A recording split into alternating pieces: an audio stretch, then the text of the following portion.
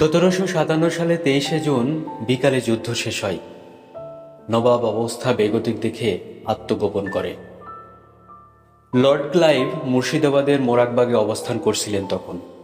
মীর জাফর ক্লাইভকে হিরাজিল প্রাসাদে নিয়ে আসে।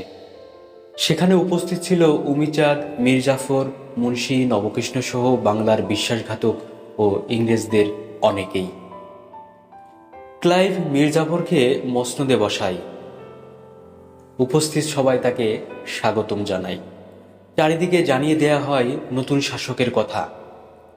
রাজ্যাভিষেকে শেষে লুট করা হয় বাংলার শেষ স্বাধীন নবাব সিরাজউদ্দৌলার ধনরত্ন। লুটের সময় উপস্থিত ছিল নবাব মীর জাফর, ক্লাইভ, ওয়ালস, কাসিম বাজার কুঠির, ওয়াটস, লুসিংটন, দেওয়ান রামচাঁদ এবং মুন্সি নবকৃষ্ণ। ধনাগারে ছিল 1,76,00,000 রূপার টাকা, 32 লক্ষ সোনার টাকা, 2টা সিন্দুক বোঝাই সোনা, 4 বাক্স হীরা জহরত আর 2 বাক্স চুন্নি পান্না এবং অন্যান্য মূল্যবান রত্ন। মীর জাফরের কাছ থেকে ইংরেজরা পায় মোট 3,38,85,750 টাকা।